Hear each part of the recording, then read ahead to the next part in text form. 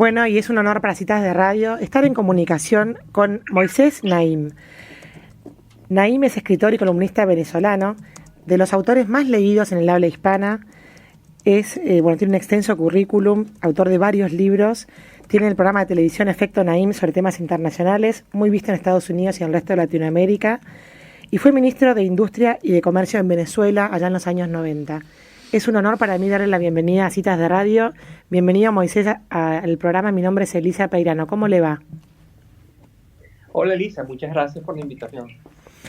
Bueno, Moisés, el motivo de nuestra nota surge de una inquietud personal a raíz de un libro que leí suyo, de una novela llamada Dos espías en Caracas, en el cual le cuento a la audiencia que es un thriller novelado en el cual dos espías de la CIA y de la inteligencia cubana se conocen cuando están haciendo un trabajo sobre Venezuela.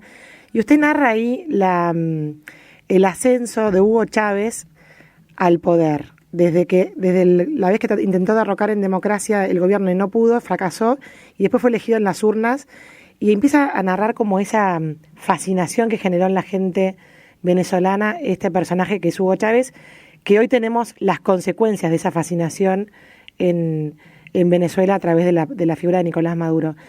¿Cuánto hay de real en lo que usted escribió en su novela con lo que realmente sucedió para el ascenso de Chávez al poder?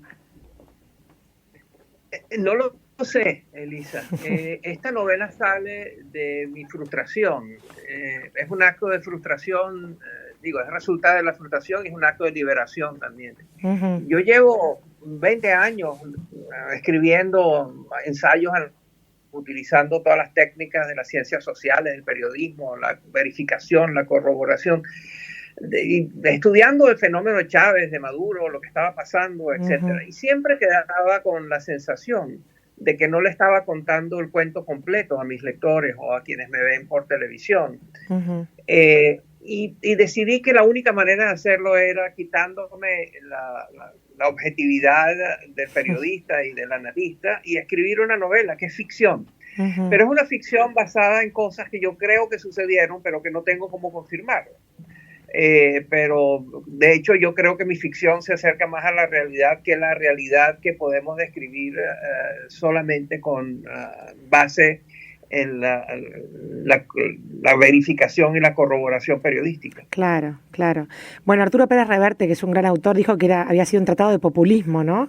De cómo sociológicamente el populismo se puede ir gestando en las clases sociales. Usted escribió también últimamente una columna llamada Esto no es normal, en la cual describe la dificultad de los gobiernos hoy, que aún en democracia les está costando gobernar y tomar decisiones porque el mundo se ha vuelto un lugar muy complejo para gobernar. ¿Le parece que las nuevas tecnologías y toda esta movida de democratización educativa, digamos, ha dificultado más el rol que tienen los gobiernos para conducir a la gente? Absolutamente, claro que sí.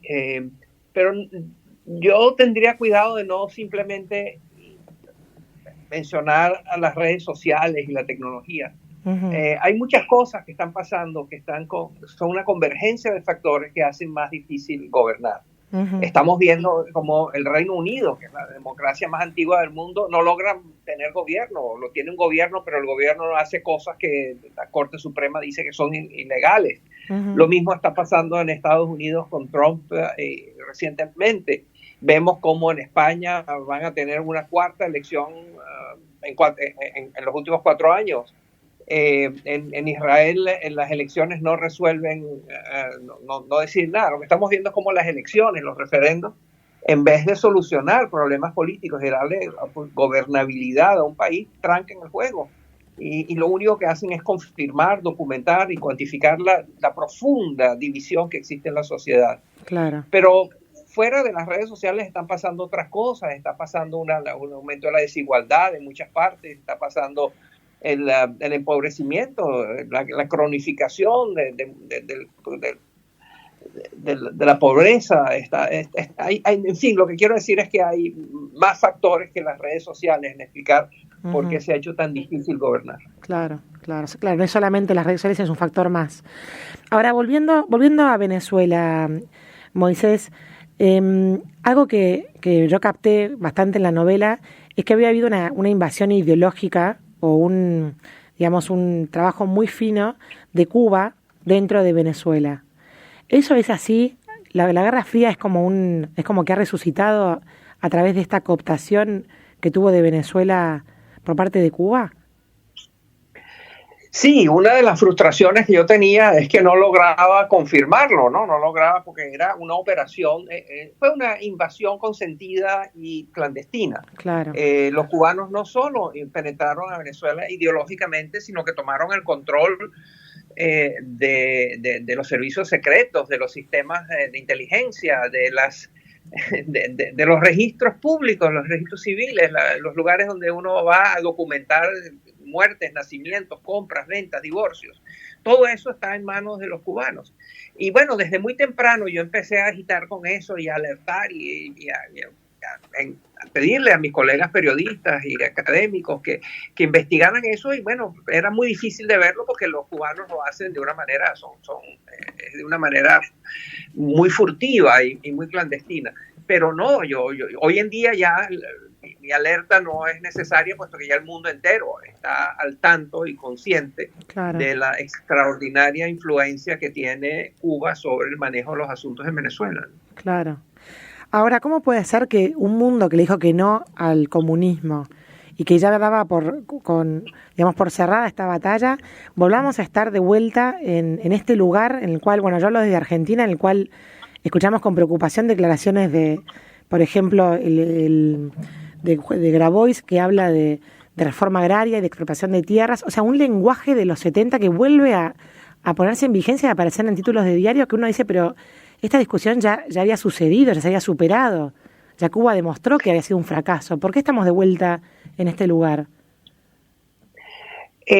Necrofilia política, lo llamo yo, y escribí una columna, se puede buscar en internet, necrofilia política. Como sabemos, la necrofilia es una perversión que sufren ciertos seres humanos, particularmente hombres, en un atractivo muy, muy intenso por cadáveres.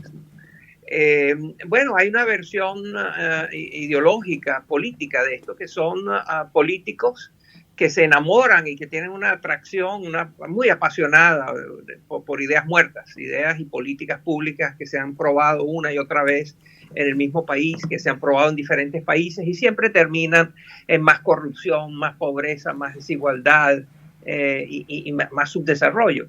Y bueno, lo estamos viendo en México, lo estamos viendo en las declaraciones de algunos líderes argentinos, por supuesto lo estamos viendo en Venezuela, etcétera, ¿no?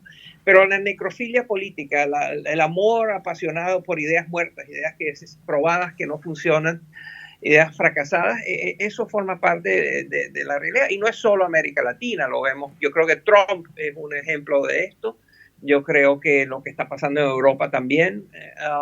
Y entonces, sí, estamos en una era además donde es una época de oro para los charlatanes, ¿no? Ahora, Moisés, ¿qué modelo nos faltó enfrente para enamorar la gente que se va con este modelo que ya fue? O sea, claramente no ha habido respuestas como para que exista, digamos, una alternativa que enamore a la gente de la misma manera, ¿no? Porque este volver al pasado de alguna manera nos deja en el mismo lugar donde ya habíamos superado esta idea. Pero ¿qué pasó que no hubo enfrente una cosa más atractiva? Sé que es compleja mi pregunta, pero ¿dónde le parece que estuvo el fracaso? Por muchas razones, en diferentes países, por diferentes razones, sí, etcétera. O sea, no hay duda que en una gran parte de América Latina el crecimiento económico, las oportunidades, el ingreso per cápita, la calidad de vida, no es para muchos lo que debería ser. Hubo un momento estelar a comienzos de este siglo donde sí lo hubo con el aumento de los precios de las materias primas. Toda América Latina tuvo una época de una bonanza económica, pero en vez de esa bonanza, en vez de utilizarla para invertir y para crear más prosperidad, fue básicamente utilizada en un gasto público de consumo, que claro, no dejó mucho. Populismo, sí.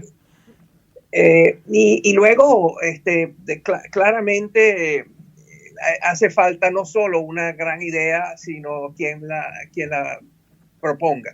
Y nos han faltado líderes carismáticos, atractivos, seductores. En la novela 12 espías en Caracas, yo describo a Chávez en detalle, porque no quería darle esta visión maniquea donde sus amigos y admiradores creen que es un dios y sus opositores creen que es el diablo. Era un ser humano con enormes talentos. Tenía, por ejemplo, el talento de comunicar con la gente, una conexión emocional con el pueblo extraordinaria. Lamentablemente, él también sufría de necrofilia ideológica. Entonces tenía una oportunidad maravillosa gracias al dinero del petróleo venezolano, gracias al cheque en blanco que le dieron los votantes, gracias a las oportunidades internacionales que tuvo. Y sin embargo, ha podido ser un gran país y sin embargo lo dejó en la tragedia que hoy presenciamos. Moisés, y con esto de Guaidó, de haber sido reconocido presidente por algunos países y con este intento de salir de la crisis actual, ¿usted qué visualiza para el futuro de Venezuela? Bueno, primero lo que deseo, y estoy seguro que lo que deseo me influencia a mi pronóstico, pero obviamente deseo la salida de Maduro, deseo que mi país vuelva a la democracia y que comencemos un larguísimo proceso de reconstrucción nacional de todo tipo. Chávez primero y Maduro después y su gente dejaron el país devastado, o sea, ni siquiera una guerra ha generado tanta destrucción como la que fue estos dos regímenes. Entonces, lo primero que deseo es eso. Y lamento mucho, sin embargo, saber que la historia indica que el pasar de dictaduras a democracias no es un proceso lineal, fácil, rápido. Hay idas y retrocesos, avances y retrocesos, hay frustraciones y victorias. Es un camino sinuoso y lento y la gente está desesperada y la impaciencia es justificada. Pero al mismo tiempo la impaciencia muchas veces genera presiones para hacer cosas que no son la solución, sino que agravan el problema. Usted en 2005 escribió un libro llamado Cómo traficantes, contrabandistas y piratas están cambiando el mundo. Si tuviera que escribirlo hoy en 2019, ¿quiénes son los que están cambiando el mundo? Los criminales que tomaron estados. Lo que estamos viendo es la proliferación de estados mafiosos, en los cuales el más alto gobierno no está allí para atender a los intereses de la nación, sino para enriquecerse a través de actividades ilícitas, de todo tipo, la minería ilegal, el lavado de dinero, el robo de los dineros públicos. Y eso es muy claro, ¿no? En el caso de Venezuela, esta cleptocracia, estos ladrones del poder, han hecho eso, ¿no? Todo tipo de ilícitos. En Venezuela hoy en día es el epicentro del tráfico de drogas. Tanto la Comunidad Europea como Naciones Unidas confirman que Venezuela ahora es uno de los principales países de transbordo de las drogas que se producen en el área andina hacia Europa y Estados Unidos a través de Venezuela. Claro. El tráfico de personas, el tráfico de bienes robados, en fin. Estamos viendo un gran imperio criminal que ya trasciende a Venezuela. Moisés Naim, no tengo palabras para agradecerle por estos minutos con nosotras. Muchísimas gracias. Gracias por la invitación y buenas tardes. Adiós. Bueno, y así pasaba por Citas de Radio este exfuncionario del ministro de Industria y Comercio de Venezuela, hoy escritor y columnista venezolano, Moisés Naim, que nos ha explicado muy claramente las consecuencias que tuvo para su país el régimen chavista y ahora de Maduro.